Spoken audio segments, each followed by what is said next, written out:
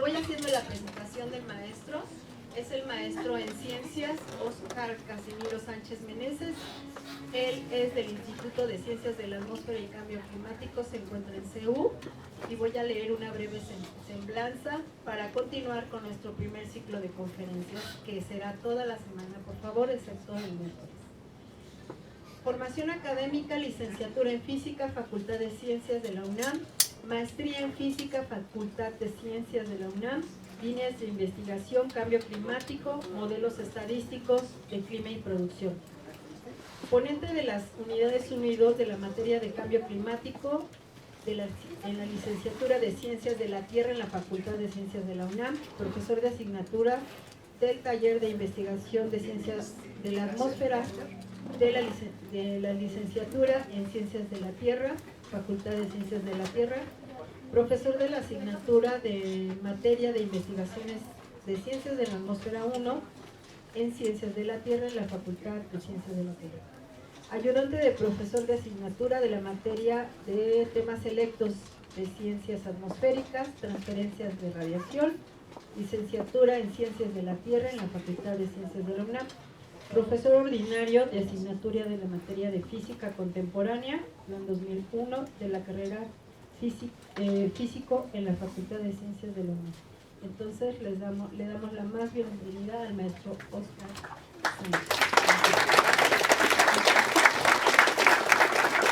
Muchas gracias.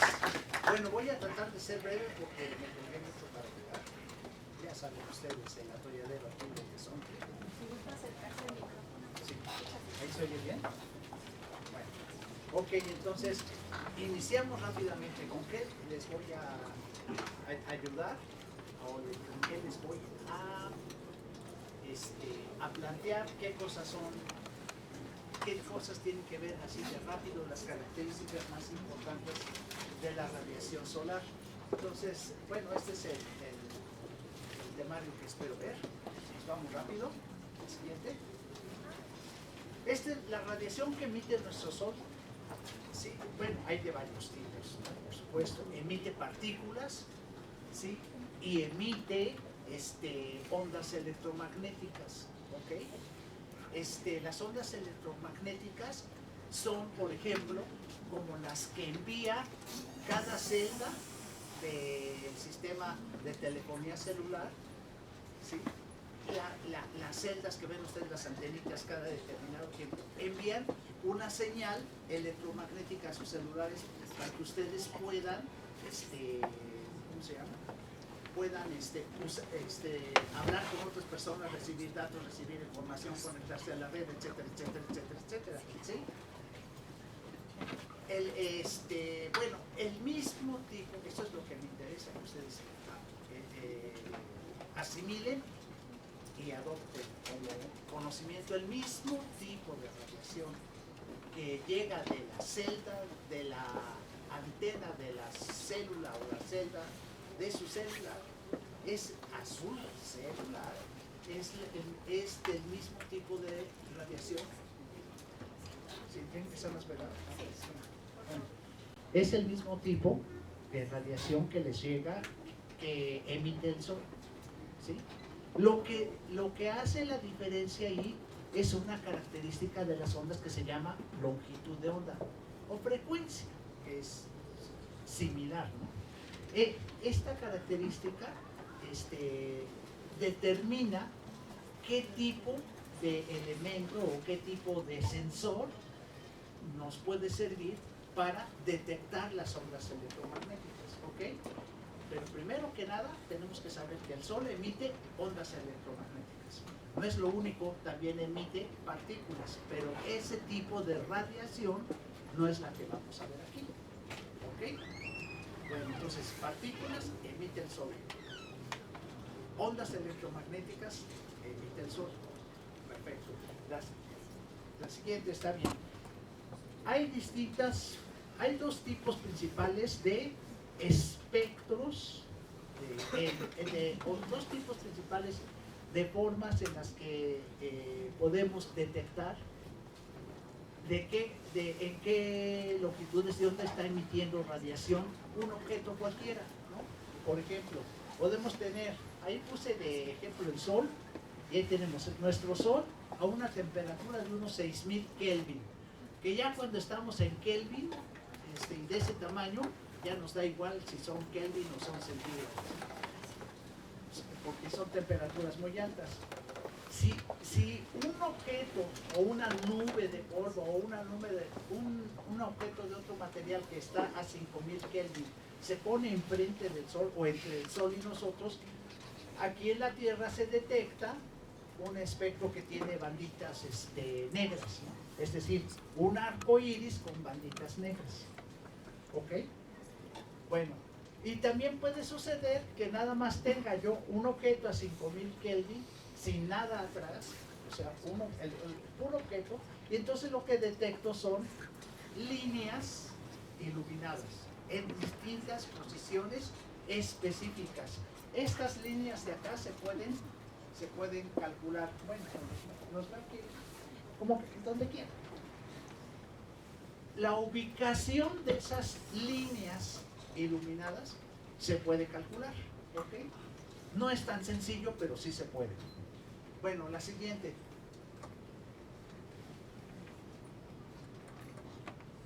Esa que parece portada de un disco de Pink Floyd, ¿no? Bueno, esto que ven allí son 50 hileras de ladrillos, ¿no? Que cubren todo lo que es el espectro visible del Sol de 4000 a 7000 angstroms, que es la radiación visible. Ya lo del extremo de por acá ya se ve negro, pero en realidad es como parte del ultravioleta. Hay personas que detectan o sea, no todas las personas, no todos los seres humanos detectamos exactamente los mismos colores. Hay personas que pueden ver matices de rojo que otras personas no, sobre todo en la parte esta de por aquí. ¿Sí? Bueno, esto sería el espectro, y cada una de esas líneas negras, como aquí los vemos, estas manchitas negras, estas líneas verticales, corresponden a determinadas, en este caso son líneas de absorción. ¿Ok? Bueno, este es un espectro real, alta resolución. Seguimos. Bueno, nuestro Sol no solamente emite ondas electromagnéticas en el visible, es más, lo que menos emite es en el visible, ¿sí? De todo el rango de colores, esa es la banda en donde menos emite. Pero hay una situación con el Sol. Emite de todo, pero no todo lo emite parejo, ¿sí? La mayor cantidad de la radiación que emite nuestro Sol está cerca del visible. Se agarra un poquitito del infrarrojo y un poquitito del ultravioleta, pero la mayor cantidad de energía radiante que nuestro Sol está emitiendo ocurre en esas bandas. ¿Y por qué ocurre en esas bandas y no en otras? Bueno, voy a ir adelantando un poco. Espérame. Yo aquí quiero este es un gráfico, no he encontrado uno actualizado, pero pues bueno, donde podemos ver cómo se compara la longitud de onda de la radiación del Sol con objetos que todos conocemos, objetos comunes. Por ejemplo, el visible está más o menos en la zona en donde existen las bacterias, ¿no? Del tamaño más o menos de una bacteria. Por eso se usan lámparas ultravioleta para quemar las bacterias en un sistema de purificación de agua, ¿sí ven? Esta es la razón, porque el ultravioleta, la longitud de onda del ultravioleta está cerca o es comparable con el tamaño de una bacteria típica. Más, menos, pero por eso se usa el ultravioleta. Y del otro lado tenemos el infrarrojo, que tiende a ser del tamaño de una célula. ¿sí? Esa es la razón por la cual si nosotros nos ponemos cerca de un radiador de esos que se usan en invierno para las noches frías, un radiador, un calentador, ¿sí? Nuestra piel detecta esa radiación y por eso se siente calientito, ¿sí ven? ¿Ok? ¿Por qué? Porque las células, al ser más o menos del tamaño comparable con la radiación que les llega, interaccionan fácilmente, es decir, nuestras células absorben ese calorcito que nos llega por radiación, ¿ok? Aparte, pues se siente calientito porque se calienta el aire entre el calentador y nosotros y todo ese rollo, pero nuestras células se calientan en parte porque son del tamaño de la radiación infrarroja. Aparte, tenemos mucha agua en el cuerpo y el agua, las moléculas de agua también se calientan con radiación infrarroja. ¿Okay? Eso lo vamos a ver un poquitito más adelante. Bueno, y en el ultravioleta, pues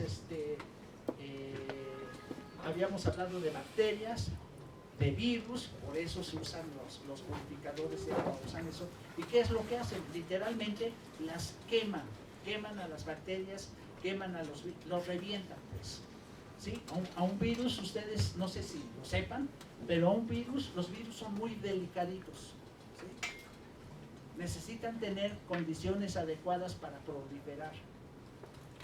Si ustedes le rompen tantitito, le medio dañan la proteína que cubre al virus, el virus se muere, ¿sí? Entonces por eso son eficientes las lámparas de UV para purificar agua. Pero bueno, comparando con otras cosas, tenemos por aquí, por ejemplo, la molécula del agua que anda de este tamaño, ¿sí?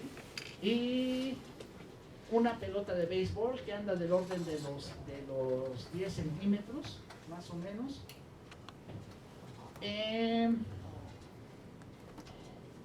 Una casa, una cancha de fútbol que corresponderían al tamaño de las ondas de radio. El tamaño de estas ondas de radio, así grandes comparados con los otros objetos, les permite, por ejemplo, ingresar a este lugar. O sea, si esto no está construido con mampostería y con, ¿cómo se llama? Con enrejado de metal, la señal de sus celulares no es tan baja, ¿sí? Aunque siempre es mejor allá afuera, ¿no? ¿Ok? Entonces, pero ¿por qué pueden hacer eso? Porque de ese tamaño puede doblar los obstáculos, ¿sí? Y llegar hasta sus celulares. Si fueran más pequeñitas, por ejemplo, aquí estamos protegidos de ciertas radiaciones del sol. Por ejemplo, el ultravioleta no penetra las paredes, el visible no penetra las paredes, para empezar. Entonces, aquí no nos llega radiación solar porque está bloqueada por las paredes. La radiación, la longitud de onda de la radiación solar es demasiado pequeña. ¿Ok? Bueno, todas las ondas de radio y, por ejemplo, dentro de esta categoría, califican las ondas que se emiten por televisión abierta. También. Todas esas ondas son de tamaño, de longitud de onda grande. Y por eso es que los obstáculos, los objetos cotidianos no alcanzan a bloquearlos. Le pueden dar la vuelta a un cerro las ondas de este tamaño. ¿Ok? Para decírselos. ¿Ok? Bueno, ya, esta es una paseadita. Ya, esto luego checamos. En el otro extremo, hacia las ondas más cortas, tenemos los rayos gamma y los rayos X duros o fuertes, ¿no? Y esas radiaciones son altamente dañinas. ¿Por qué son altamente dañinas? Porque resulta que la energía que transportan las ondas electromagnéticas, ¿sí?, es mayor entre menor es la longitud de onda. Por eso tenemos aquí esta escala. Vean la escala. Aquí voy de 10 a la menos 9 electronvolts. Olvidémonos de las unidades, ¿no? Nomás pensemos que son poquita energía. Y esto de acá es mucha energía. ¿Sí ven?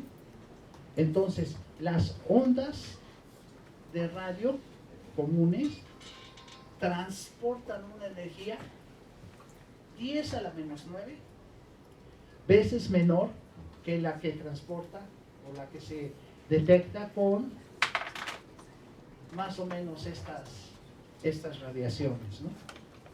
Y en cambio, las del extremo hasta rayos gamma, que son las más intensas o más energéticas que se conocen,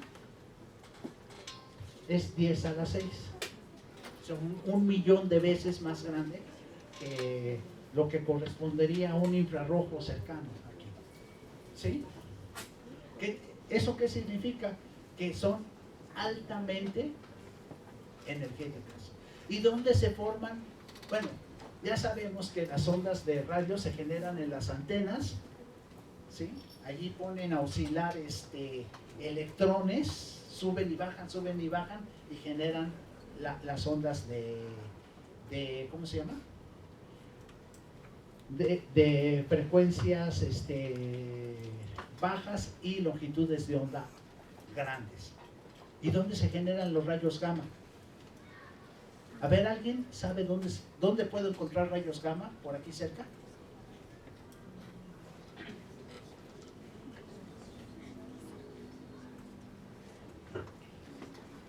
¿No?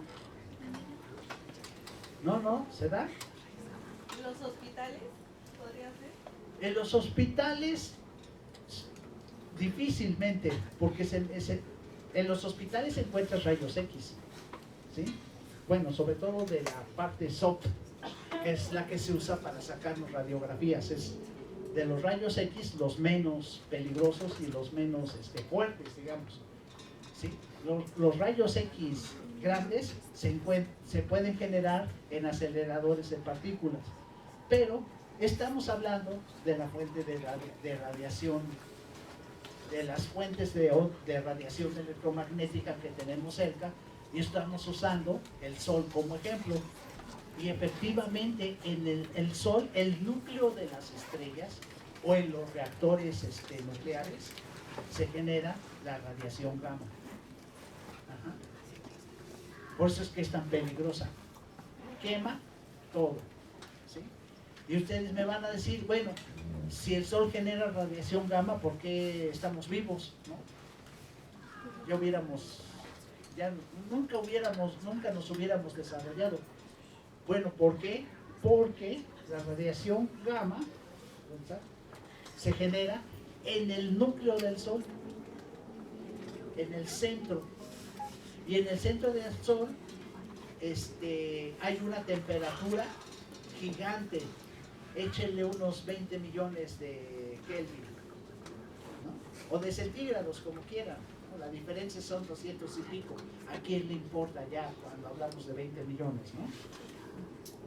Entonces, allí se generan esos rayos gamma que se generan en el núcleo del Sol, empiezan a viajar a través del Sol, que está formado por una sustancia muy densa, muy gruesa, muy pesada, ¿sí? Entonces se van desgastando los rayos gamma hasta que cuando llegan a la superficie del Sol ya perdieron un chorro de energía, o sea, llegan bien cansados. En lugar de tener 1.000.000 de veces la longitud, la energía de fotones o de ondas electromagnéticas del infrarrojo, ¿sí?, pues llegan con un color amarillito, ¿no? O sea, ya perdieron 5 órdenes de magnitud la energía que tenían en el núcleo del Sol. Y aparte se tardan muchos, pero muchos años en llegar del núcleo hasta la superficie del Sol. Y yo, bueno, hace ratito venía platicando con uno de sus compañeros y decía, ustedes llevan estadística o ¿qué le están? Dice, pues cálculo o estadística, escoger, ¿no? Bueno, resulta que es un fenómeno estadístico el hecho de que no todos los rayos gamma se quedan atrapados o son degradados en su energía por el sol. Algunos tienen mucha suerte y logran atravesar todo el sol sin que nadie les pregunte nada. Yo lo intenté para entrar y no me dejaron, por cierto. El señor se me terminó pidiendo mi credencial. Y no quería yo mostrar mi credencial porque no he ido a cambiarme la foto desde hace como 20 años. Entonces no me iban a dejar entrar. Pero por fortuna llegaron ellos y ya no hizo preguntas el señor de la puerta. Bueno, ¿qué significa esto? Que es un fenómeno estadístico, ¿sí? Detrás de que nos lleguen rayos gamma hasta la Tierra, pero son muy poquitos. Tantos que nuestro sistema inmunológico puede regenerar las células que hayan sido afectadas por los rayos gamma que nos llegan del sol. Todos los días nuestras células se degeneran y se regeneran, ¿sí? Cuando uno llega a determinada edad, el proceso empieza a desbalancearse, ¿sí? Empiezan a regenerarse menos células de las que se degeneran y uno se pone así como estoy yo, ¿sí ven? En cambio, en la edad de ustedes, aunque reciben las mismas radiaciones gamma, su sistema inmunológico los mantiene rápido, con regeneración rápida de cada una de las células, ¿ok? Bueno, eso para hablar de los efectos de la radiación electromagnética. Seguimos.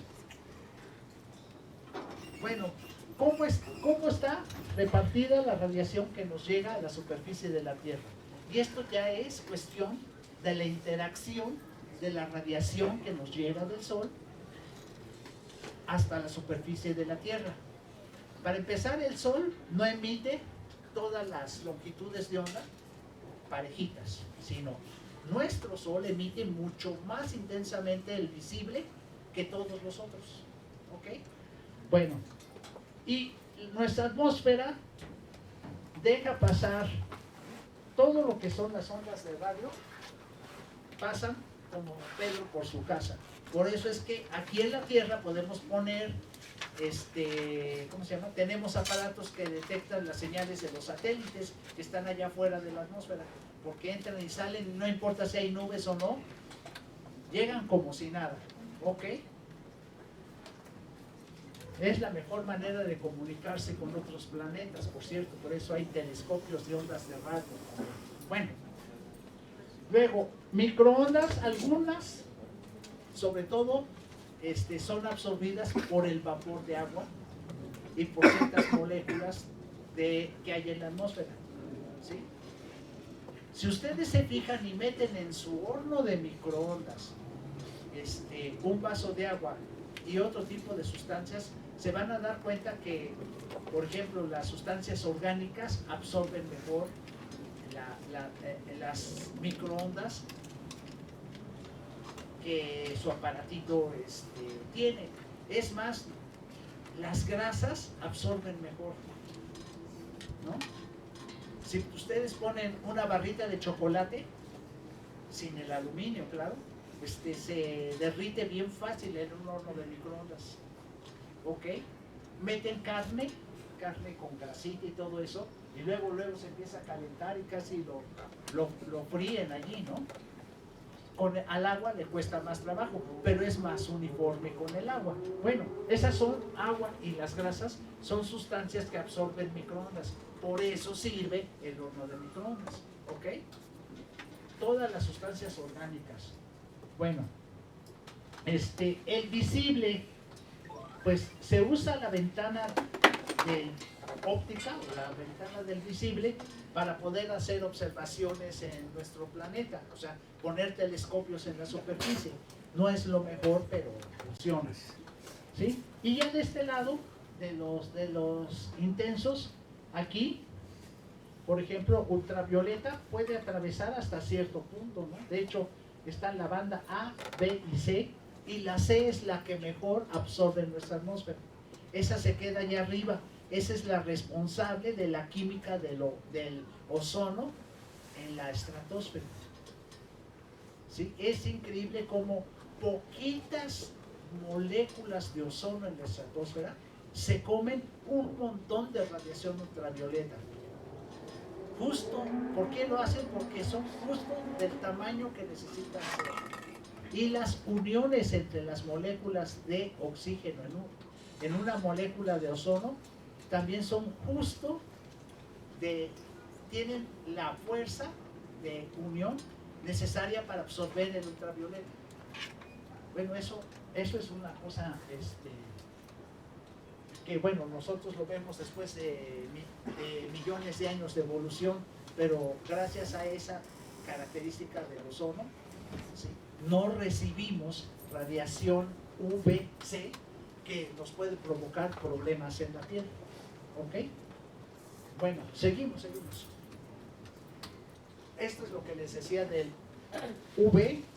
Se las dejo nada más para que después que circule la presentación ustedes la chequen, pero un VA puede penetrar más que VC, pero VC las longitudes de onda son más pequeñas, por lo tanto tienen más energía. ¿Ok? Bueno, las VA son las menos, pero esas son las que nos cuestan la piel cuando nos vamos a la playa o estamos mucho tiempo en el sol. El responsable es VA. VB es ya se considera peligrosa, riesgosa, y VC es cancerígena. Bueno, ok, la siguiente. Me voy un poquito más rápido. Aquí rápido les explico dos cosas. Uno, cómo está repartida la radiación que emite nuestro Sol en función de la longitud de onda de las ondas electromagnéticas. ¿Ok? Y aquí vemos, este diagrama es bastante completo. Primero, la zona amarilla es la radiación solar medida afuera de la atmósfera, hasta allá arriba. Ajá. Esos datos se tuvieron hasta que hubo satélites artificiales que se llevaron aparatitos que se llaman radiómetros, que vamos a ver unos un poquito más adelante, ¿sí? Y tomaron mediciones de cómo está repartida la radiación allá afuera. Y luego la parte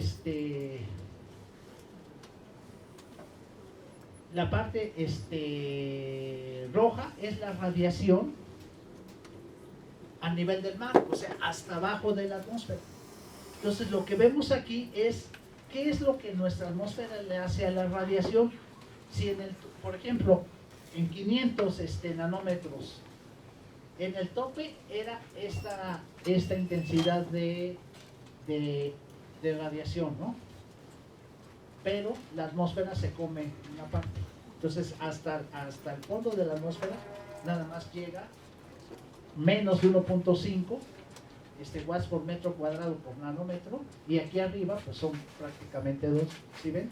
Entonces ese efecto se le llama atenuación atmosférica, y la atenuación atmosférica, como ustedes pueden ver, no es la misma para todas las ondas electromagnéticas. ¿Ok? Sin embargo, vean una cosa, no es la misma, pero es muy claro que entre 400 y 700, que es esta parte, el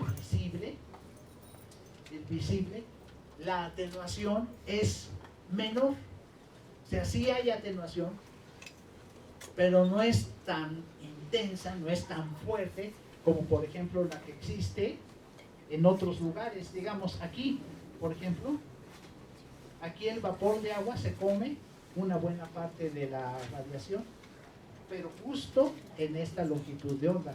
En las otras no es igual, ¿sí? El ozono llega muy poquito, de 240, 220 me parece que es, 220 ya no llega casi nada de radiación solar porque el ozono lo detiene allá arriba. ¿Okay? Entonces aquí le da un corte a la radiación que llega del sol a nuestra superficie. O sea que lo rojo es la radiación que nos llega a la superficie. Lo amarillo es la radiación que llega arriba, en lo que se llama el tope de la atmósfera. ¿Sí? Y la línea esta negra es la aproximación teórica para representar este comportamiento. ¿Ok? Y esa aproximación teórica se llama, a ver si la pasas. Creo que es la siguiente. Ahorita regresamos a esta pregunta. A ver, ándale. Se llama función de Planck. ¿Ok? Ahorita vamos a regresar y les explico. Esta es la función de Planck, es una ecuación, está a Max Planck se le atribuye, bueno, no se le atribuye, él fue el que encontró esta relación matemática, ¿sí?, que sirvió para resolver problemas que había entre saber cómo era la radiación emitida por un objeto que se llama cuerpo negro para longitudes de, ¿qué tenemos? Sí, longitudes de onda grandes y para longitudes de onda pequeñas. Se observaba que era diferente el comportamiento en longitudes de onda grandes y en longitudes de onda pequeñas, ¿sí? Pero no había razón para que no hubiera una relación que explicara cómo se comportaban los dos extremos. Y a Planck le dieron mucho reconocimiento por haber descubierto cuál es la forma matemática de estas curvas. Si se ven, esto no es como una campana de Gauss o una distribución normal. Esta distribución está sesgada, está cargada hacia las longitudes de onda cortas. ¿Ok? Ahora, ¿nos regresamos? A esta. Sí, a esta. La otra, iba yo a hacer una comparación con esta, pero vamos rápido aquí. ¿Qué es lo que tenemos aquí? Esta es la curva que vimos antes, ¿no? Lo que era amarillito, ¿no? Y ahora está en comparación con otra gráfica de radiación. Pero esa gráfica de radiación es la que emite nuestro planeta. Resulta, y esto es un principio fundamental de la física, ¿sí?, se llama ley de Stefan Boltzmann y nos dice que todos los cuerpos que estén a cualquier temperatura en Kelvin emiten radiación electromagnética. ¿Ok? Es más, el hielo emite radiación electromagnética aunque esté a, ¿qué les gusta?, 0 grados o menos, ¿no? Emite radiación electromagnética, ¿sí? Igual que el Sol, ¿sí? Pero no con la misma intensidad y no con el máximo de emisión en la misma longitud de onda. En el Sol es muy obvio que la temperatura a la cual emite el Sol coincide o está relacionada con la longitud de onda de la radiación que emite. O sea, el Sol es más o menos amarillo, ¿no? ¿Por qué? Porque en esa longitud de onda que nosotros percibimos como amarillo, ¿sí?, corresponde a la temperatura a la que está el Sol. ¿Ok? Ahorita lo vamos a ver. Y luego tenemos a la Tierra, que emite entre 210 a 310 Kelvin, que es muy poquito. Está por abajo del cero absoluto, ¿cierto? El cero absoluto es... Digo, el cero absoluto es 0 Kelvin, ¿sí? Y en Kelvin, el 0 centígrados son... ¿Cuánto? 273 centavos, ¿no? 0 grados centígrados equivaldría más o menos a 273 Kelvin, ¿ok? Bueno, pues por ahí anda. Les habrán dicho alguna vez en algún curso que el 0 grados centígrados se le llama el punto triple. ¿Por qué? ¿Por qué le llaman el punto triple?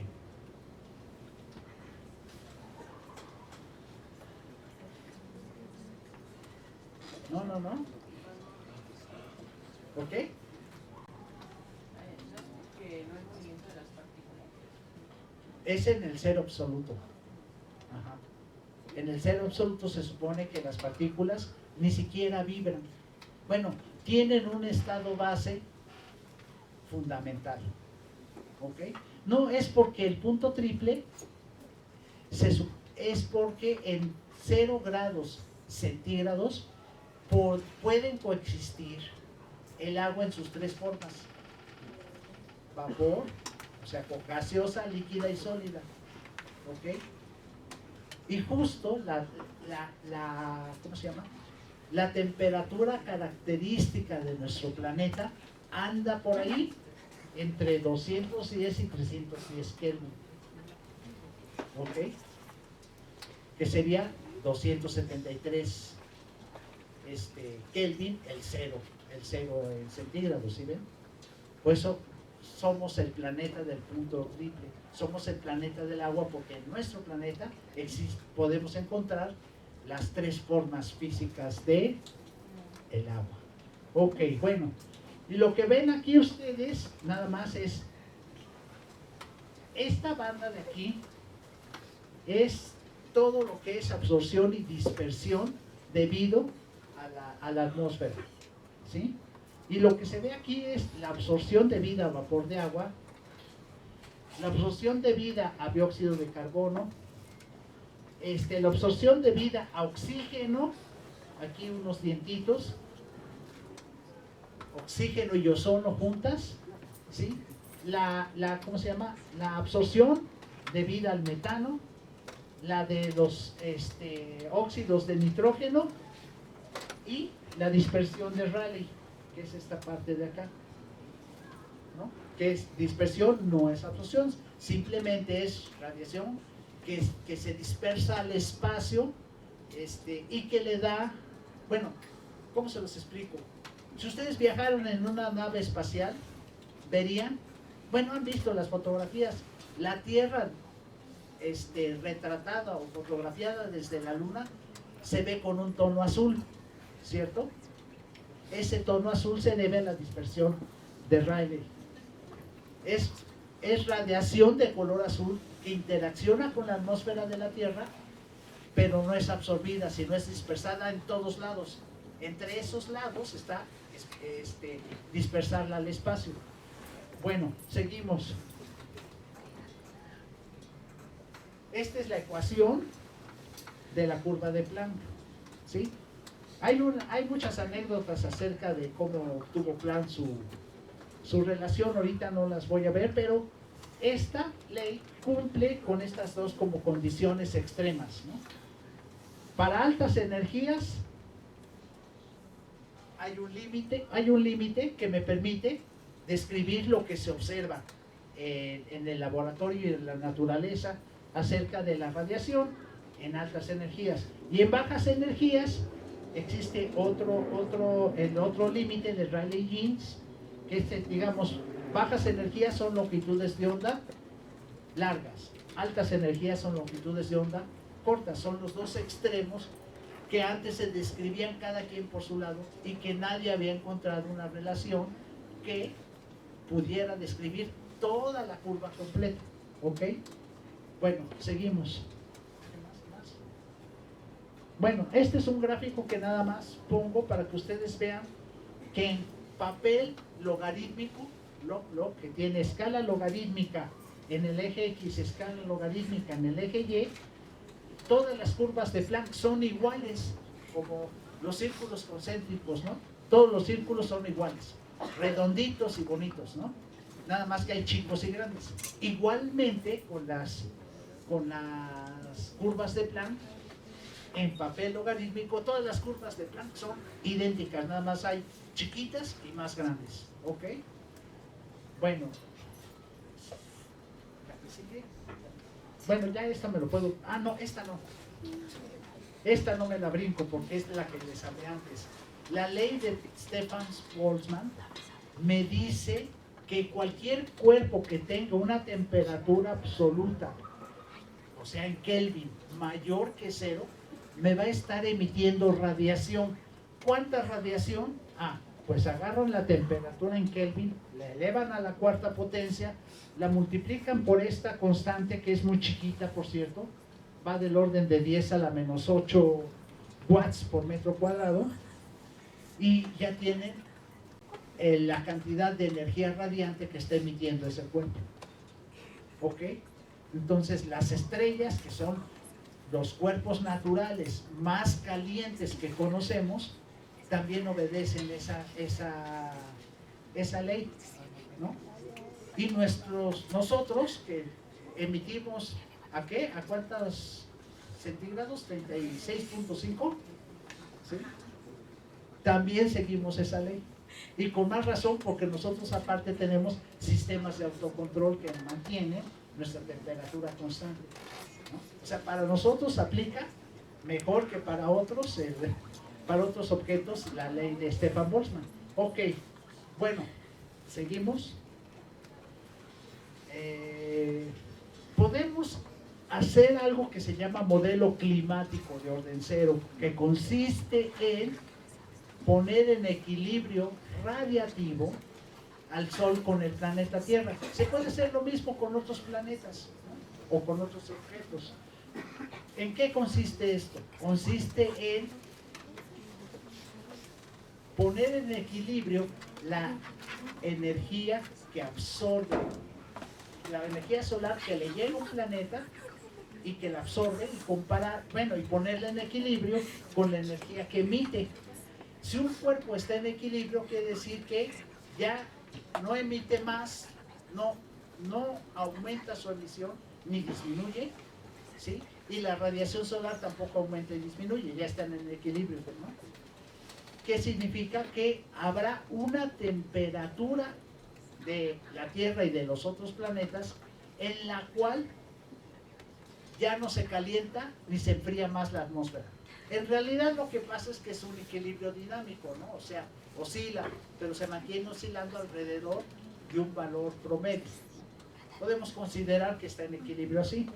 Si nosotros calculamos esa energía haciendo un balance entre la radiación que llega y la radiación que emite, lo que tenemos es, si lo pasas, una situación de este estilo, ¿no? Tenemos que balancear, por ejemplo, la radiación solar, ¿sí? De toda la radiación solar que llega, las nubes reflejan el 20%. Esto es lo que no se queda en la Tierra. Las nubes reflejan el 20%. El aire puro y limpio, 6%. Y la superficie del planeta, o sea, todo lo que es desiertos, bosques, selvas y todo eso, digamos que en promedio refleja el 4%. Ok, esto de lo que refleja es el 30%, que es el porcentaje de toda la energía que le llega a la Tierra y que es reflejada hacia el espacio. Jóvenes, Sí. pongan atención. Entonces estarías diciendo que la Tierra llevaría a cabo tanto la absorción como la absorción de la misma radiación solar. La Tierra absorbe y también refleja. Ajá. Nada más imagínate una superficie cubierta de nieve. Se ve blanca porque refleja casi parejo todos los colores. ¿Okay? Sin embargo, el hielo absorbe, pero absorbe radiación infrarroja. ¿Ok? Porque está compuesto de agua. Si te regresas dos diapositivas, donde está la grafiquita de más. Pues ya avanzamos bastante. Aquí. El agua emite, absorbe en todas estas bandas. Si se fijan, el agua es el gas, el vapor de agua es el gas que más radiación absorbe. Le gana al dióxido de carbono por mucho, ¿sí? Y obviamente a los otros también les gana. Entonces, se dice de esta forma: el principal gas de efecto invernadero en nuestro planeta es el vapor de agua. ¿ok? Por esto, pues, vean, es más, aquí ya es el continuo, o sea, ya ahí toda la radiación que llega en esas longitudes de onda se la come. Y de hecho, el Sol aquí emite muy poquito, vean, el Sol va bajando asintóticamente a cero a partir de aquí. Ya no le toca esto. Entonces, esta parte de excelente o eficiente absorción del vapor de agua corresponde más bien a lo que puede emitir nuestro propio planeta. Entonces, por eso, el vapor de agua que contiene la atmósfera atrapa la radiación que emite la superficie de la Tierra. Y la superficie de la Tierra emite en estos rangos, ¿no? Si vemos del agua, aquí hay algo que se llama ventana, ¿sí? Por esa ventana, nuestro planeta se enfría para encontrar el equilibrio y que la temperatura no suba mucho, no haya un efecto aquí de olla de presión, ¿no? En una olla de presión está encerrado todo, la calientan y rápido, los frijoles están en 2 horas y no en 2 días como antes, ¿no? O no, en menos. Pero es por esto, ¿no? O sea, esta zona es transparente para longitudes de onda que corresponden a objetos que estén en ese rango de temperaturas, ¿no? Entonces, el riesgo, por ejemplo, con el dióxido de carbono es que se empiece a cerrar esta parte de la ventana si hay mucho dióxido de carbono. Y entonces va a aumentar más la temperatura porque estamos cerrando la ventana y no estamos dejando salir suficiente energía térmica para que se enfríe el planeta, ¿no? Luego hasta las ollas express tienen una valvulita para dejar que se escape algo, ¿no? Y no reviente, porque una olla express puede reventar. Entonces ahí se balancea la presión externa con interna para que no se haga cachitos la olla express, ¿no? Igual aquí hay partes que el dióxido de carbono podría estar cerrando aquí esta ventana. Hay varias ventanas, pues todas estas son ventanas, ¿sí? Pero, por ejemplo, en cuestión de calentamiento global, esta ventana es la importante, la que debemos evitar cerrar. ¿Por qué? Porque la que lo está cerrando es el dióxido de carbono. El vapor de agua, pues no se considera un gas tóxico, ¿no? De hecho, el dióxido de carbono no es tóxico. Aquí vemos cuántas personas encerradas en, que son 50 metros cúbicos, y pues no, o sea, nos da un poquito de sueño, pero no nos vamos a morir. Espere. En cambio, pues sí, si en lugar de dióxido de carbono producido por nuestra propia respiración hubiera óxidos de nitrógeno, olvídense, ¿no? Ya estaríamos todos así desmayados. ¿Ok? ¿Sí? A ver, seguimos. A ver, esta animación nos dice cómo está distribuida geográficamente la incidencia de radiación. Aquí se le llama de onda corta a la que corresponde al visible, ¿no? ¿Sí? Que son radiación de más energía que la que emite, por ejemplo, la Tierra, ¿no? Bueno, pero vean cómo se va desplazando de esta forma porque existen las estaciones a lo largo del año, ¿verdad? Entonces, obviamente que septiembre, octubre, noviembre, pues baja aquí la temperatura, ¿sí? Y a mediados de año, junio, julio, donde baja la temperatura es en el sur, porque allí es donde se recibe menos radiación, ¿sí ven? La siguiente. Y esta es la emitida por la Tierra. La emitida por la Tierra es mucho más parejita, casi no tiene chiste. ¿Sí? Medio se alcanza a ver algo, pero por ejemplo, de aquí no se mueve la parte que corresponde a la emisión más alta, ¿no? ¿Por qué emite mucho ahí? Porque ahí no hay nubes. En el desierto del Sahara, o Sahara, como le quieran decir, pues no hay muchas nubes, entonces ahí la radiación, son zonas secas que no tienen tampoco mucho vapor de agua, por lo tanto no hay quien atrape la radiación que emite la superficie. Entonces podemos decir que las zonas que están azul oscuro, vean también aquí, el desierto de Sonora y todo eso, los desiertos de Namibia y sur de África y en Australia, lo que pasa es que allí son desiertos, hay poco vapor de agua y entonces la radiación producida por la temperatura a la cual está el suelo casi escapa directamente al espacio. Estas son las zonas en donde se enfría el planeta. ¿Ok? Bueno, ya casi terminamos, ¿verdad? Nada más. Déjenme, a ver, síguele. Bueno, esta es la diferencia entre los dos mapitas, ¿no? Pero síganle. Esto ya me lo puedo brincar. Yo lo que quería mostrarles es más. A ver, vamos a ver nada más rápido los aparatos allí. Rápido, el tipo de aparatos que hay, ¿sí? Para medir, por ejemplo, mide radiación global, que es radiación directa, la radiación directa, que es la que viene justo en la dirección en la que está el Sol, y la difusa, que es la radiación solar que viene de cualquier otra dirección. ¿Ok?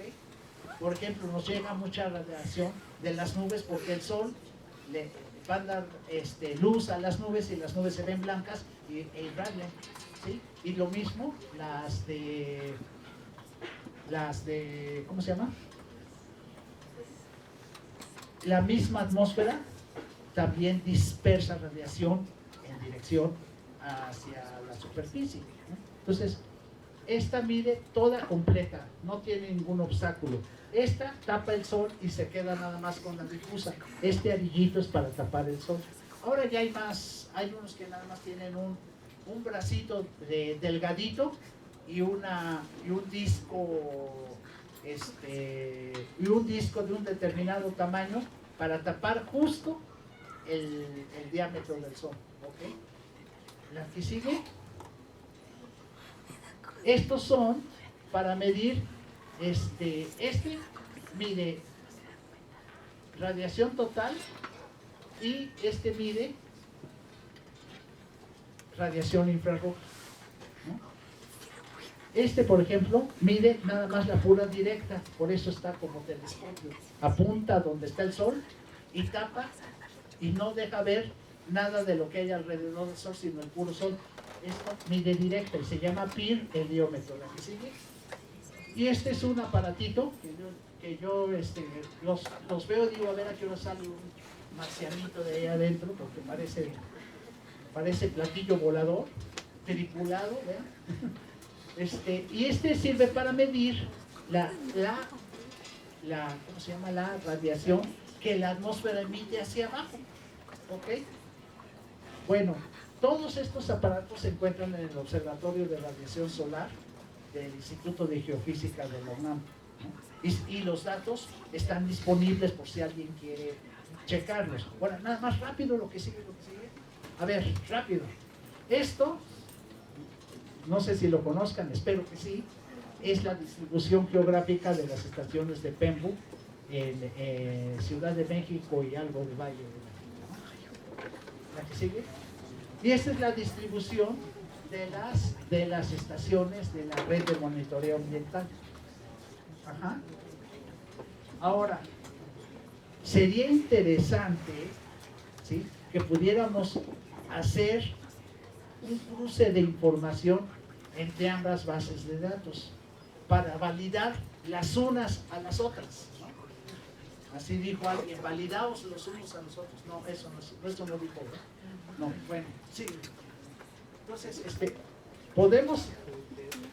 han visitado la página, ¿verdad? Entonces, pueden descargar los datos históricos. ¿Tienen cuenta? Pues hay que tener cuenta. Y bueno, síguele. Por ejemplo, en la estación del instituto tenemos, a ver si... una antes. Estos son los datos que tienen en sus estaciones, ¿no? Pueden registrar las condiciones actuales, que significa justo ahorita, ¿no? las condiciones máximas y mínimas, que esas se obtienen completas hasta el día siguiente, o sea, se tienen las máximas y mínimas, bueno, de hoy también, ¿verdad? Hasta el día, hasta la hora, ¿verdad? Pero es mejor que consultarlas el día siguiente para tener el registro del día, ¿no? Y bueno, aquí podríamos, les voy a decir por qué. Porque se puede hacer un modelo de pronóstico, por ejemplo, de cualquier variable con las series de tiempo completas, pero podemos usar ciertas variables que se ha detectado que son bien importantes para el pronóstico de contingencias ambientales por ozono.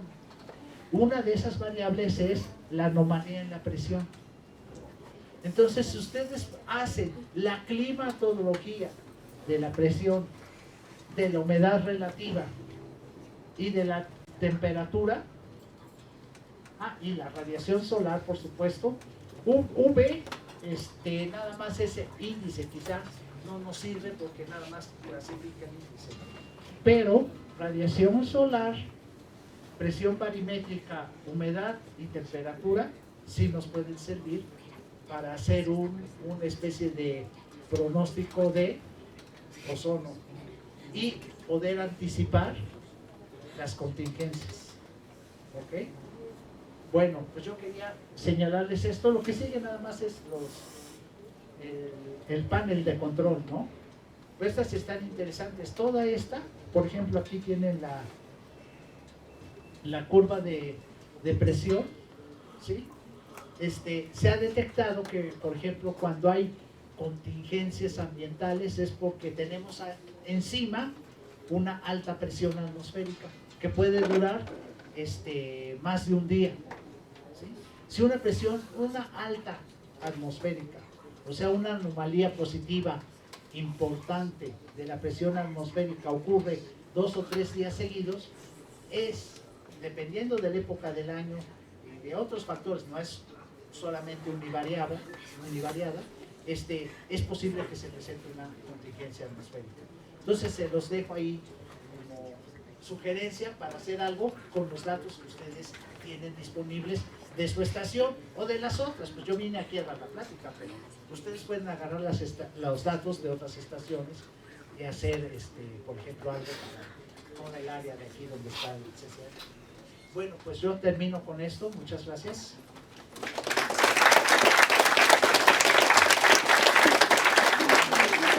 Muchas gracias al maestro en ciencias, el maestro Óscar Casimiro Sánchez Meneses, y bueno, pues le damos un aplauso nuevamente, le damos un